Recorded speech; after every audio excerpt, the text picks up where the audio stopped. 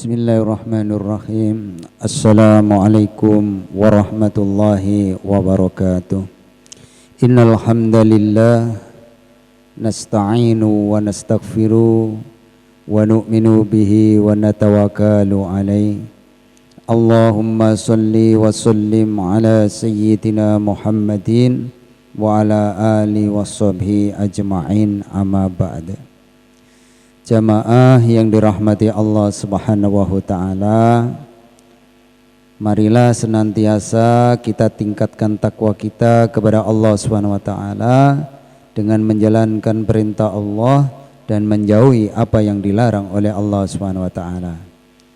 Kita akan mengadakan pengajian Ahad pagi hari ini. Mudah-mudahan kita senantiasa dalam perlindungan Allah, dalam ridhonya Allah, dengan senantiasa mengamalkan agama, memikirkan akhirat kita, sehingga kita akan dijadikan oleh Allah hamba-hamba yang takwa, hamba-hamba yang dipilih oleh Allah Subhanahu wa taala. Maka pada pengajian Ahad pagi ini kita akan membahas tentang menghadapi sakaratul maut. Jamaah yang dirahmati Allah Subhanahu wa taala, manusia tidak akan terlepas dari kematian. Jadi manusia itu tidak akan bisa melepaskan dari kematian. Maka Allah katakan kematian itu adalah awal dari kehidupan yang selama-lamanya. Jadi kita meninggalkan dunia ini adalah awal untuk bisa hidup yang selama-lamanya. Maka karena ini adalah kabar dari Allah Subhanahu wa taala bahwa meninggalkan dunia ini adalah awal kita meniti kehidupan yang baru yang selama-lamanya. Maka di situ Allah katakan orang yang ingin pindah ke negeri akhirat harus mempunyai bekal. Bekalnya apa? Allah katakan amal agama. Jadi apapun yang kita kerjakan di dunia yang sifatnya untuk dunia, maka hanya untuk di dunia. Sedangkan akhirat adalah amal agama dengan sungguh-sungguh. Maka jamaah yang dirahmati Allah, dengan kabar dari Allah Subhanahu wa taala ini, maka kita harus senantiasa mengamalkan agar kita tidak akan mengalami penderitaan, mengalami kesengsaraan yang selama-lamanya, yaitu dengan jalan mengamalkan agama. Semua yang memiliki nafas, semua yang memiliki jiwa pasti merasakan kematian. Jadi kita hidup di dunia ini tidak akan lama. Tidak ada orang yang hidup lama. Semuanya akan meninggalkan dunia ini, termasuk kita semua yang hadir di dalam majelis ini. Kapan giliran kita? Hanya Allah lah yang maha tahu, dan kita pasrahkan sepenuhnya kepada Allah Subhanahu wa taala. Rezeki kita serahkan kepada Allah, sakit kita serahkan kepada Allah, mati kita serahkan kepada Allah. Semuanya sudah ditulis oleh Allah. Maka tugas kita hanya mencari bekal bagaimana kematian kita, dosa-dosa kita diampuni oleh Allah. Hanya satu jalan, yaitu jalannya baginda Nabi Muhammad sallallahu alaihi wasallam, mengamalkan agama dengan istiqomah, memakmurkan masjidnya Allah. Kalau kita ini memakmurkan masjid Allah, otomatis menjadi tamunya Allah. Kalau kita menerima tamu, kemudian ada orang yang mengganggu, tentunya kita tidak akan diam saja. Maka kalau kita ini tamunya Allah, ada yang ingin mengganggu kita, tentu Allah akan jaga kita. Maka makmurkan masjid, senantiasa bermujahadah di masjid, beriktikaf di masjid, sehingga hidup kita akan dapat barokah, hidupnya sehat, hidupnya penuh dengan keberkahan, rezekinya bisa menjadi rezeki yang barokah kalau kita senantiasa mengamalkan agama dengan sungguh-sungguh. Istilah sakaratul maut atau sekarat adalah bahasa Arab yang menjadi sekarat menurut Kamus Al-Nabawi halaman 290 adalah sengsara mati. Jadi sakaratul maut itu maknanya sengsara mati. Maksudnya adalah penderitaan yang dialami menjelang pisahnya ruh dari jasadnya. Ini kalau orang tidak amal agama, bertambah penderitaannya ketika sakaratul maut. Sedangkan orang yang amal agama dicabut dengan lembut seperti mencabut rambut dari adonan roti itu saja masih terasa sakit. Bagaimana dengan orang yang tidak mengamalkan agama, merasakan kematian seperti dikuliti 1000 pedang. Itulah kalau kita tidak mengamalkan agama dengan sungguh-sungguh, saat sakaratul maut saja mengalami penderitaan yang begitu dahsyat. Bagaimana nanti di alam kubur? Penderitaan-penderitaan akan terus datang sampai hari kiamat kalau kita tidak mengamalkan agama dengan sungguh-sungguh.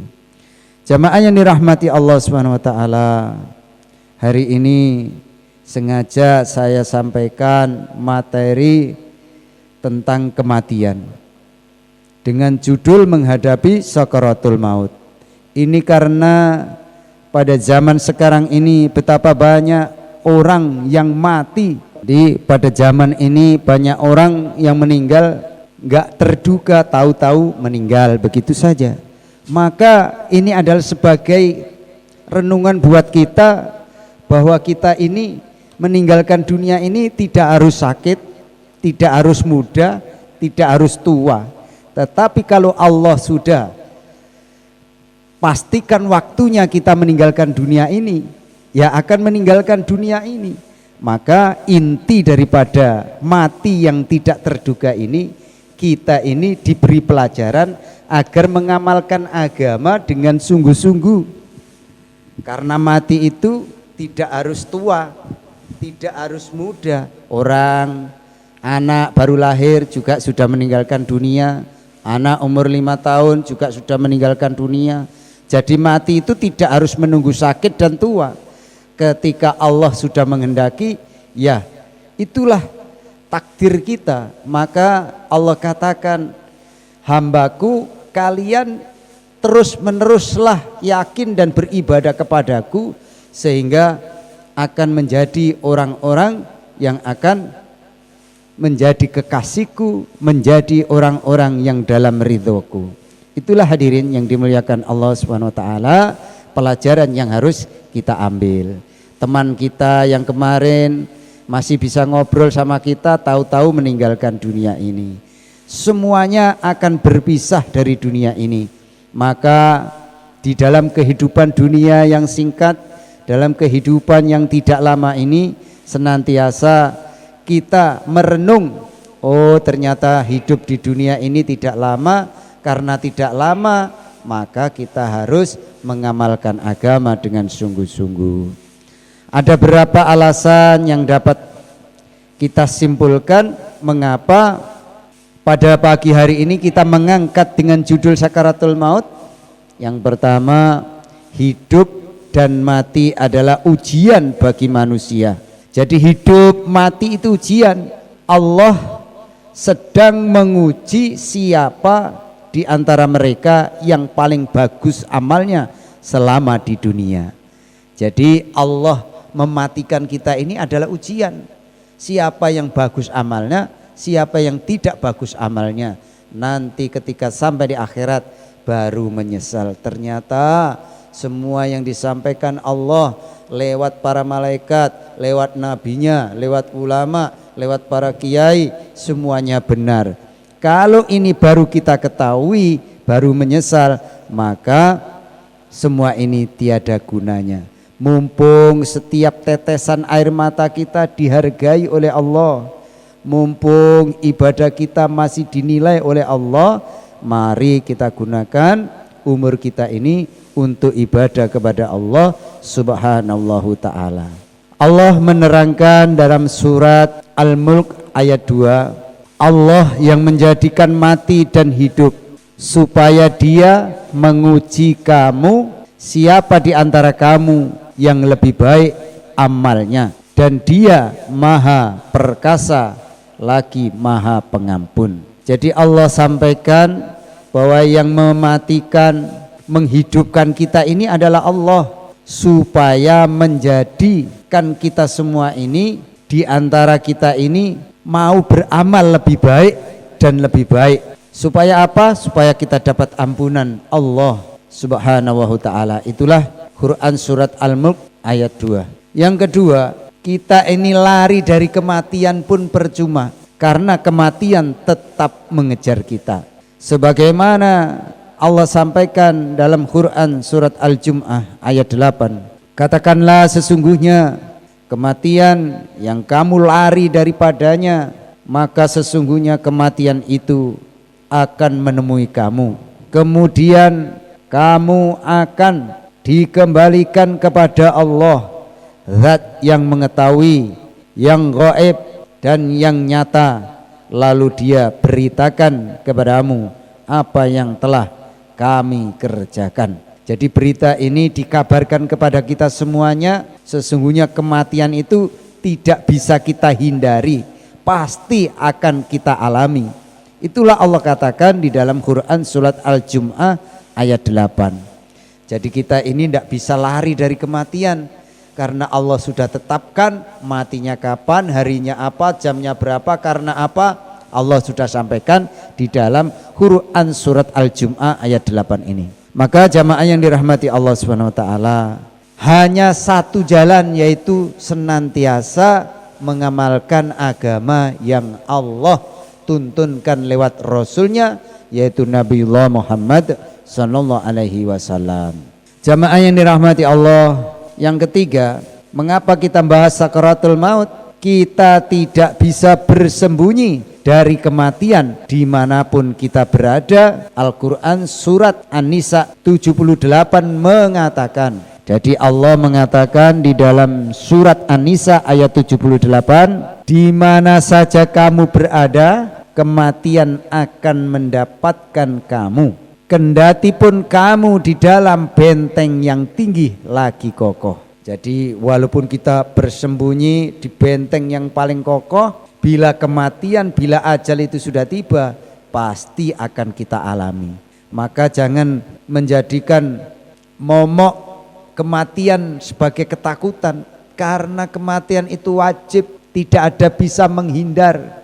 Maka jalan satu-satunya hanya mengamalkan agama dengan sungguh-sungguh, sehingga kita siap menghadapi kematian itu dimanapun berada, dalam keadaan apapun, kita tetap siap, karena sudah mengikuti anjuran Allah dan Rasulnya, yaitu mencari bekal sebelum kita mati, yaitu amal agama dengan sungguh-sungguh. Salah satunya adalah pengajian pada pagi hari ini adalah suatu usaha bagaimana kita mati sudah dalam keadaan tersenyum, seperti mengalami hari raya yang selama-lamanya. Alasan keempat kita bahas sakaratul maut, kalau manusia sudah sampai waktu yang ditentukan oleh Allah, yaitu ajal, kematian tetap terlaksana tanpa harus dimajukan atau diundurkan dari waktu yang sudah ditetapkan. Jadi alasan inilah kita bahas sakaratul maut. Kalau kita enggak sholat tidak apa-apa, asal tidak bisa meninggalkan dunia ini, baru enggak perlu sholat. Jadi kalau kita enggak bisa mati, ya enggak usah sholat, karena hidup selamanya. Lah kalau kita bisa mati, maka ayo bareng-bareng makmurkan masjid untuk senantiasa kita mencari ridhonya Allah. Kalau menunda sholat boleh saja, asal kita ini bisa menunda kematian. Kalau kita menunda kematian bisa, boleh menunda sholat. Karena kita tidak bisa menunda kematian, maka jangan sampai menunda yang namanya sholat. Itulah jamaah yang harus kita renungi. Mengapa kita sholat harus tepat waktu? Mengapa kita sholat harus di masjid? Supaya Allah memberikan keberkahan, yaitu surganya Allah Subhanahu wa ta'ala. Alasan yang kelima kita bahas sakaratul maut pada pagi ini adalah kalau memang seseorang sudah ditakdirkan oleh Allah untuk meninggalkan dunia ini di suatu tempat, maka orang itu justru akan mendekat ke tempat yang ditentukan. Itu Al-Quran surat Al-Imran ayat 154 dituturkan seperti itu oleh Allah Subhanahu wa taala. Jadi kematian itu kalau sudah ditakdirkan kita ini akan mendekat kepada sumber kematian itu. Jadi mati itu tidak bisa dihindari karena mati adalah wajib. Jamaah yang dirahmati Allah, di dalam Quran surat Al-Imran 154 Allah katakan yang maknanya, katakanlah sekiranya kamu berada di rumahmu, niscaya orang-orang yang telah ditakdirkan akan mati terbunuh itu keluar dari rumahnya ke tempat di mana mereka akan dibunuh. Quran surat Al-Imran ayat 154. Jadi kalau kematian itu sudah datang, kita ini enak-enak di rumah.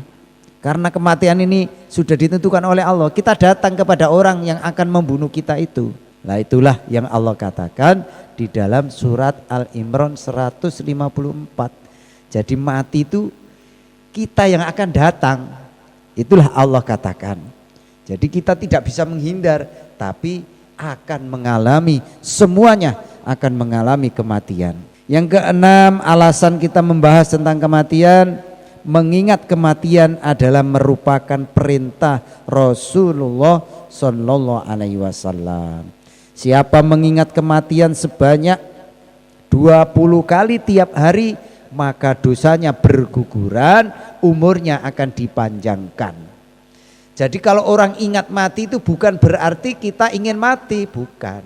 Ini adalah perintah Nabi supaya kita ini makin istiqomah menjalankan agama, mengamalkan agama yang Allah perintahkan kepada seluruh hambanya lewat Rasulullah Sallallahu Alaihi Wasallam. Sebagaimana yang tertulis di dalam hadis At-Tirmidzi, perbanyaklah ingat sesuatu yang melenyapkan segala macam kelezatan, yaitu kematian. Jadi Nabi Muhammad Sallallahu Alaihi Wasallam bersabda, kita diperintah untuk mengingat-ingat sesuatu yang akan melenyapkan, yaitu yang namanya kematian.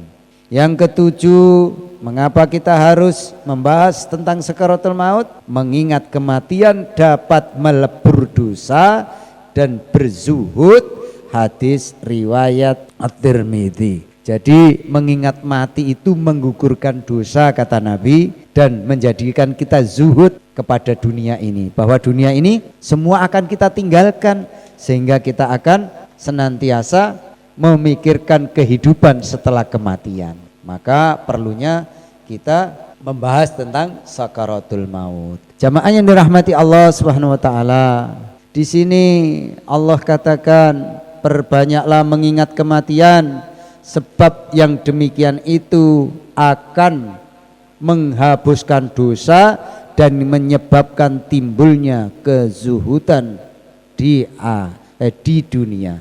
Jadi kalau kita ini ingin menjadi orang-orang yang zuhud kepada dunia ini, tidak mencintai dunia berlebihan, maka harus mengingat kematian, sehingga kita akan menjadi zuhud di dunia ini, tidak terlalu mencintai dunia, tetapi bagaimana setelah hidup di dunia ini, di akhirat bahagia yang selama-lamanya.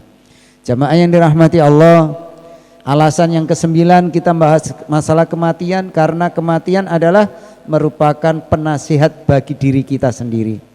Kafa bil maut wa idho, cukuplah kematian itu sebagai penasihat, hadis riwayat Tabrani. Jadi kematian itu sebagai penasihat kita, bukan setiap ada orang mati kita takut, karena kita semuanya akan meninggalkan dunia ini. Justru kalau ada orang meninggalkan dunia ini, kita harus merenung, oh ternyata dunia ini tidak lama, semuanya akan meninggalkan dunia ini. maka saya akan lebih rajin untuk memakmurkan masjid. Inilah nasihat yang harus kita renungi. Bukan kalau setiap ada orang mati kita malah menjauh dari masjid. Inilah orang yang tidak bisa mengambil pelajaran. Karena Allah katakan kematian adalah ujian, kematian adalah pelajaran, renungan buat manusia. Supaya merenung bahwa manusia itu tidak bisa hidup lama di dunia ini. Jamaah yang dirahmati Allah, yang ke-9, kenapa kita harus bahas tentang kematian, tentang sakaratul maut? Mengingat kematian bagi Rasul adalah merupakan indikasi orang cerdik. Jadi orang mengingat mati adalah orang yang cerdas, kata Nabi. Jadi orang yang tidak ingat mati adalah orang yang tidak cerdas. Sebuah hadis riwayat Ibnu Majah, Rasulullah mengatakan, secerdik-cerdiknya manusia adalah yang terbanyak ingat mati, ingat pada kematian, serta yang terbanyak mempersiapkannya untuk menghadapi kematian itu. Jadi Nabi mengatakan orang yang cerdik adalah orang yang selalu mengingat mati.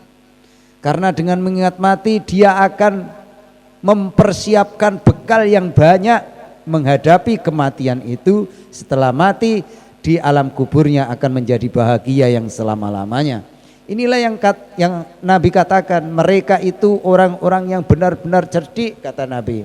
Mereka pergi ke alam bakoh dengan membawa kemuliaan dunia serta kemuliaan akhirat. Jadi kalau kita ini senantiasa mengamalkan agama, maka kita dihitung oleh Allah adalah orang-orang yang cerdas, orang-orang yang dapat ridhonya Allah Subhanahu wa taala. Jamaah yang dimuliakan Allah Subhanahu wa taala, dari uraian yang sebanyak 9 uraian tentang kematian tadi, kami sampaikan cukuplah kiranya bagi kita untuk tidak melalaikan kematian. Dalam arti mumpung kita masih diberi umur, kumpulkan bekal berupa amal soleh sebanyak-banyaknya untuk alam abadi di akhirat.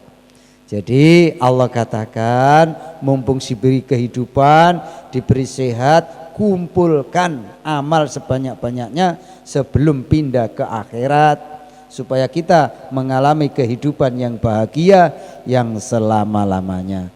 Itulah jamaah yang dirahmati Allah yang harus kita renungi, karena kita ini semuanya tidak akan bisa hidup lama di dunia ini.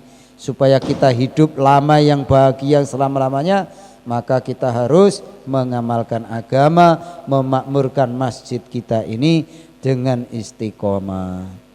Jamaah yang dirahmati Allah, Allah dan Rasulnya telah memberikan berbagai petunjuk kepada kita dalam menghadapi kematian. Di antaranya Al-Quran surat Al-Imran ayat 102, Al-Qasas ayat 77, hadis riwayat Ibnu Hathir, Al-Baihaqi, Ibnu Ibn, hadis riwayat Tabrani dan lain-lain. Intinya antara lain, takwalah dengan sebenar-benarnya dan tetap konsisten dengan Islam. Ibadah lebih tekun, akidah semakin kuat, pergaulan dan akhlak kita semakin bagus. Kita mati dalam keadaan Islam. Itulah yang harus kita renungkan. Jadi takwa itu harus kita pegang sampai akhir hayat. Jaga keseimbangan antara kepentingan dunia dan kepentingan ukhrawi. Jadi kita harus menjaga antara kepentingan dunia dan kepentingan akhirat, harus seimbang. Jangan sampai terlalu cinta dunia, lupa akan negeri akhirat. Yang ketiga, berbuat baik kepada orang lain sebagaimana Allah telah berbuat baik kepada kita, dan jangan berbuat kerusakan di muka bumi ini. Yang keempat, kita harus memperbanyak sedekah karena sodako dapat menangkal siksa kubur dan menjadi payung di hari kiamat. Maka banyak-banyaklah sodako, tiap hari 1.000 rupiah saja masukkan ke kotak infak masjid, akan menjadi payung kita di alam kubur. Jadi kalau kita ini, Allah nggak minta banyak, 1.000 rupiah itu kalau istiqomah menjadi payung kita di alam kubur kita. Coba bayangkan, ini Allah yang katakan. Maka karena ini gaib, maka kita ini bisa tahu setelah nyampe di alam kubur masing-masing, barulah bisa merasakan. Kalau di dunia ini baru cerita, akhirat juga baru cerita. Nanti kalau kita sudah sampai di akhirat, dunia juga tinggal cerita. Oh, ternyata dulu saya mimpi jadi orang kaya, mimpi jadi orang miskin. Tapi kalau kita amal agama, ternyata kita akan dijadikan raja-raja di surganya Allah Subhanahu wa ta'ala, bahagia yang selama-lamanya. Itulah balasan bila kita mengamalkan agama. Jamaah yang dirahmati Allah. Kemudian yang keenam, memperbanyak bacaan kalimat la ilaha illallah. Jadi kalau ada kalimat la ilaha illallah, kita harus duduk di situ. Malah jangan meninggalkan, karena ini adalah kalimat tauhid yang harus kita lantunkan, yang kita harus hormati. Ketika ada zikir la ilaha illallah, kita duduk di situ. Maka inilah orang-orang yang akan dapat ridhonya Allah. Karena orang yang akhir ucapannya kalimat la ilaha illallah, jaminannya masuk surganya Allah Subhanahu ta'ala. Maka perbanyak membaca kalimat la ilaha illallah. Yang ketujuh, kesimpulan yang harus kita renungi, upayakan sebelum kita mengakhiri hidup, sebelum kita meninggalkan dunia ini, agar memiliki sodakoh jariyah. Anak kita menjadi anak soleh dan mau menularkan ajaran Islam sesuai kemampuan kita masing-masing. Jadi kalau kita mempunyai anak yang soleh, ini adalah termasuk jariyah kita, sehingga amalan anak kita ini terus mengalir ke diri kita. Kalau anak kita ini senantiasa mengamalkan agama. Mari kita kumpulkan bekal akhirat sebanyak mungkin sebelum sakaratul maut menjemput kita. Kita tak perlu takut kematian, karena kematian tetap akan datang. Namun ada satu hadis yang menggembirakan yang disampaikan oleh Rasulullah Sallallahu Alaihi Wasallam. Barang siapa yang senang bertemu dengan Allah, maka Allah senang bertemu dengannya. Jadi kalau kita ini senang bertemu dengan Allah, maka Allah senang dengan kita. Maknanya kita ke masjid untuk sholat berjamaah, ini adalah bertemu dengan Allah, maka Allah akan senang dengan kita. Dan barang siapa benci bertemu dengan Allah, maka Allah benci kepada orang yang tidak mendekat dengannya. Jadi orang yang tidak senantiasa sholat di masjid adalah benci kepada Allah. Inilah dikatakan Rasul dalam hadis riwayat Muslim. Sedangkan kematian adalah datang sebelum bertemu dengan Allah. Inilah yang Rasul katakan, diriwayatkan dari Imam Muslim. Jadi kalau kita ini ingin dicintai oleh Allah, maka kalau Allah panggil untuk sholat berjamaah, mari kita datang. Bukan malah sibuk dunia dan dunia. Maka kita ini termasuk digolongkan orang-orang yang tidak mencintai Allah. Maka orang semacam ini tidak dicintai oleh Allah. Itulah yang Rasulullah katakan, hadis riwayat Muslim. Jamaah yang dirahmati Allah, untuk itu menghadapi kematian dengan rasa ridho karena akan bertemu dengan Allah. Semoga bermanfaat dan mati kita mati dalam keadaan husnul khotimah. Allahumma Amin. Jamaah, itulah yang bisa kita sampaikan pada pengajian Ahad pagi ini. Mudah-mudahan Allah senantiasa memberikan keberkahan kepada kehidupan kita, anak cucu kita dibimbing oleh Allah Subhanahu wa taala menjadi anak yang soleh, yang bisa menjadi jariah kita ketika kita meninggalkan dunia ini. Amalan anak-anak kita terus mengalir walaupun ribuan tahun kita meninggalkan dunia ini, tetaplah pahala itu mengalir ke diri kita, karena itu adalah jerih payah kita, jariah kita saat hidup di dunia, mendidik anak kita dengan ilmu agama.